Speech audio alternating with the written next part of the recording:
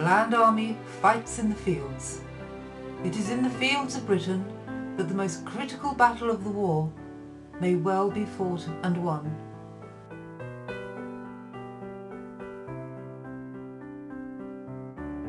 Well, I must be honest and say I've enjoyed being in the Land Army. But I did enjoy it. I met some good friends, I had some marvellous experiences. It was hard, it was dirty, it was filthy. I'd do it all again. For sprout picking, it was so cold, we nearly passed out with the cold. But I would do it again. I would do it all over again. And I've never yet met one who regretted going into it. No, that's wonderful.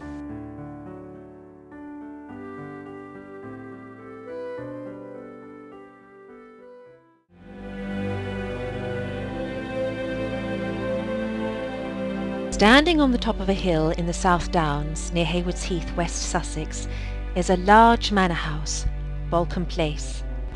This beautiful Grade II listed building was transformed during the Second World War into the beating heart of an extraordinary organisation, the Women's Land Army.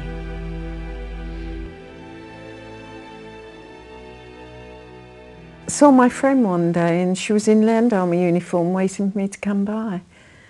I said, well, that's what I want to do. So she said, we need another girl at our farm. So I went home and thought about it, and then I told my mother I'd join the Land Army.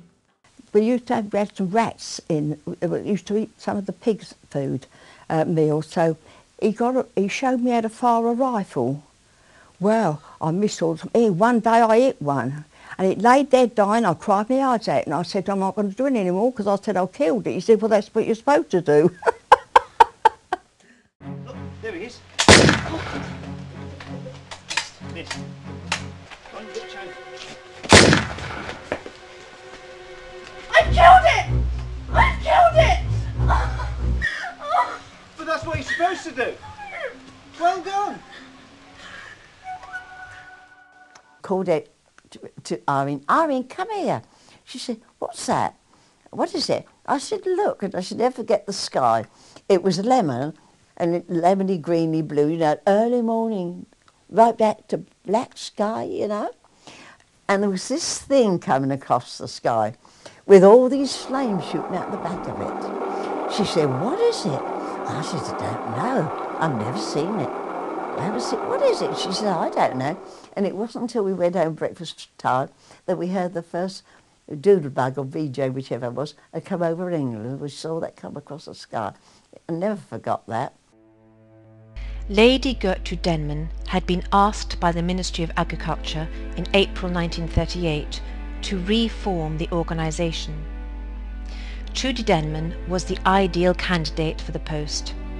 She had been deeply involved in recruiting the original Women's Land Army and had not only been the Assistant Director of the Women's Branch of Food Production at the Ministry of Agriculture during the First World War, but also was chair of the National Federation of Women's Institutes.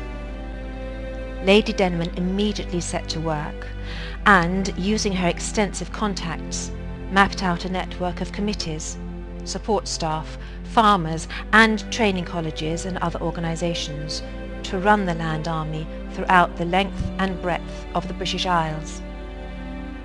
Do you know, when I joined, I worked along the railway line at East Chilternton, and the London to Hastings train used to come down, and when the train came by, I was so naive, I used to roll my trousers down so they shouldn't see my legs. I was so, yeah, when I was working at the field, I rolled them up, you see. Right, yeah, you did. Nice and brown, yeah. And working just a bra at the top. I know.